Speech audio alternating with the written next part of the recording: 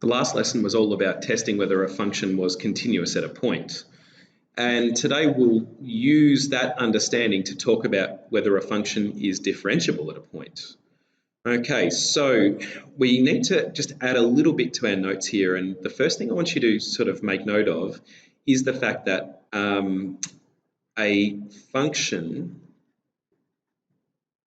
must at least be continuous at a point to be considered differentiable at the point. So basically, if a function is not continuous at a point, then it's not even worth testing for differentiability, okay? But a function can be continuous and still not be differentiable. So this is why I say the words at least. A function must be at least continuous at a point to be considered differentiable at the point, but it still can be continuous and still not be differentiable. And I'll explore why that is in a sec.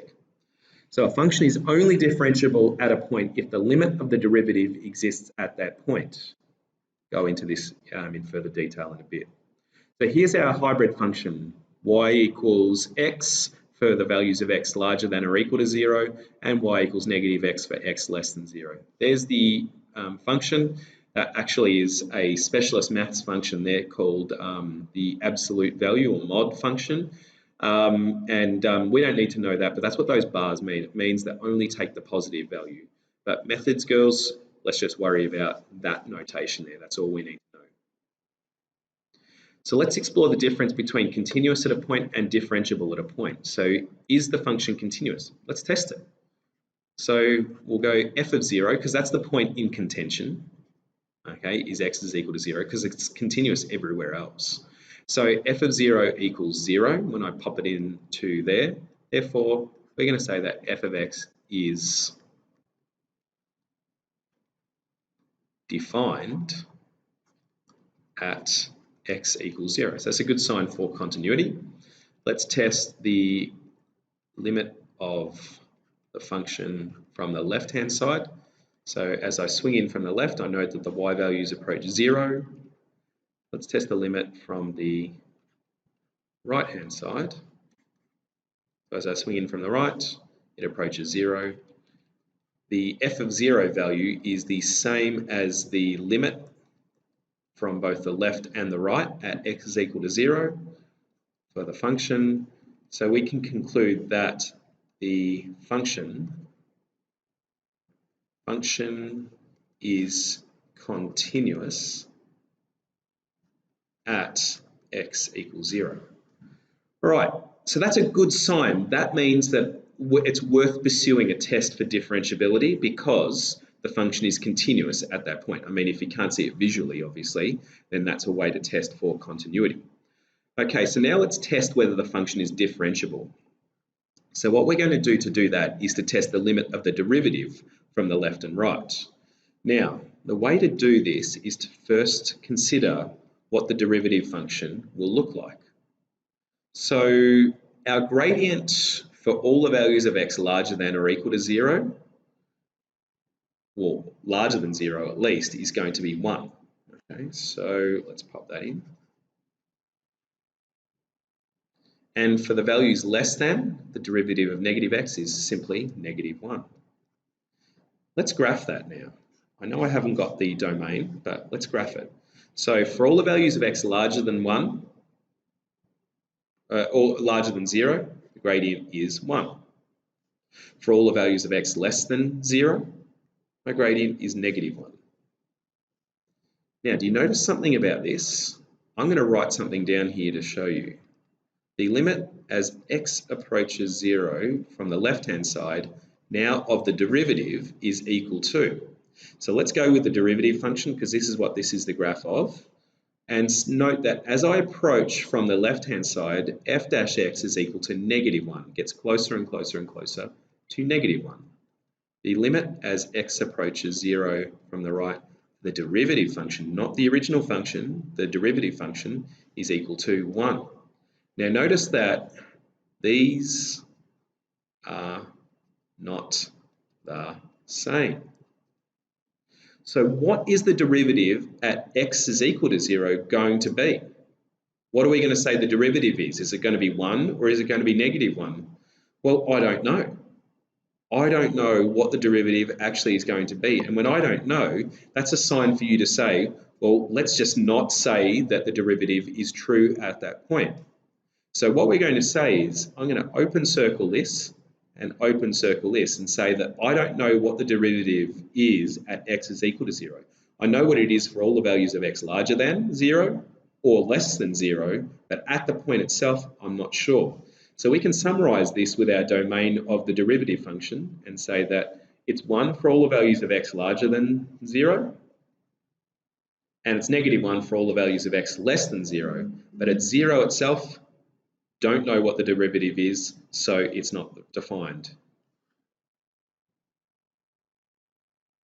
All right, draw a sketch of f dash where the graph of f is as illustrated, indicate where f dash is not defined. So here we've got a function here on this side here. What's our function? Y equals, is that positive gradient? 2x plus 2, I think. 2, 0, negative 1. Yeah, that's the function there. Y equals 2x plus 2. And this one here will be y equals negative 2x plus 2. All right, so the best way to do this is to sketch to start the equation. So f dash x equals. So what's our derivative of this part here? It's going to be 2. So the derivative of this function here is 2. The derivative of this function here is negative 2. Let's graph it. F dash x versus x. So the derivative is 2 for all the values of x less than 0. The derivative is negative 2 for all the values of x larger than 0. Notice that the derivative or the limit of the derivative at x is equal to 0 from the left-hand side and the right-hand side are two completely different values. So we say actually that the derivative is not defined at x equals 0. So our domain for the derivative function is going to be 2 for x less than 0 and negative 2 for x greater than 0. At x is equal to 0 itself, f dash x is not defined, i.e. I'm not going to allow you to do this. Not allowed. F dash 0, you can't put 0 into my derivative function because I don't know what the derivative is. Is it going to be 2? Is it going to be negative 2? I don't know. I can't favour one over the other. That's a hard call to make, girls. Okay, so I basically just say it's not defined there. All right, for the function with the rule, find f dash and sketch the graph of it. Okay, well, I always find that sketching f dash x is helpful first of all, or not sketching it, doing it first of all is helpful because I need to sketch the derivative. 2x plus 2 and 2. All right, let's leave out the domain of the derivative just for the moment. And let's also sketch the original function. So it's going to be 2x plus 1, x less than 0. So that's a positive gradient. So that's what it looks like there with an open circle. Now this one here is a parabola. It's a perfect square.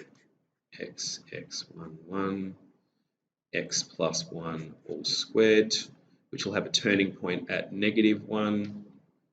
Okay, y-intercept of 1, which means it continues on up like that. So it will go like that, but the values are only true for x greater than or equal to 0. So that point now is included as part of this. All right, so why do we do this? Well, we're going to note that the function is continuous at the point, which is a good sign for differentiability.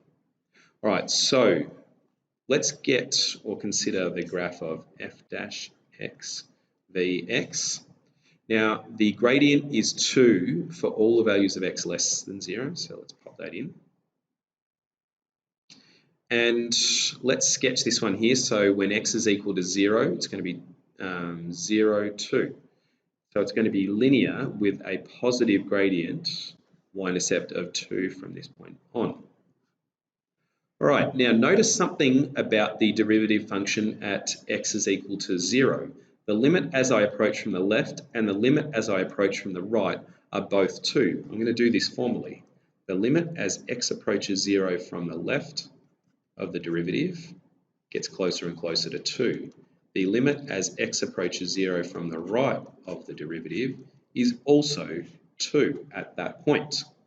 So what can I conclude? The limit exists. Okay, so the function is actually differentiable at x is equal to 2. So at x is equal to 0 rather. So for the values of x greater than or equal to 0, this is going to be my gradient. So I can include the 0 this time and x less than 0. Alternatively, I could write it the other way, which is 2x plus 2, 2, x greater than 0, x less than or equal to 0. Either way, the derivative at x is equal to 0 itself is going to be 2. Okay, so it doesn't matter who that point belongs to at this time because it's both 2. Okay, let's make a little change to this last example. So as it is, we're looking for the values of x larger than or equal to 0. Let's just change that domain to be 0 less than or equal to x less than or equal to 2. Okay, so let's go ahead and proceed like we've been doing. So let's grab a derivative, 2x plus 2 and 1. Let's reserve judgment on the domain after we have a look at the function. So we've got a linear function here first of all. So let's grab, or just do a quick sketch of f of x. So that's 1, and then 2x plus 2. That's going to be x plus 1 squared. That's the same function as before. That's just that. Okay, so the function is continuous. Okay, let's do our derivative. All right, so what we've got, let's actually do the restricted domain. So 2, 9, I think it is. 9, yep.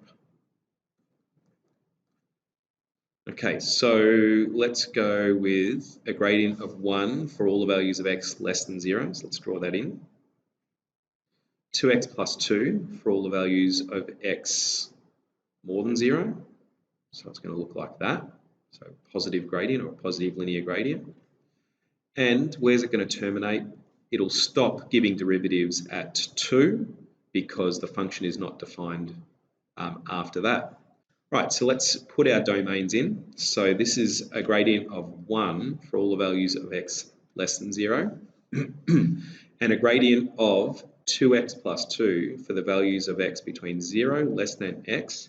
And here's something that is a little controversial, less than 2, i.e. I'm not actually going to allow you to do f-2, all right, even though the function is defined at the value 2, right? So why not?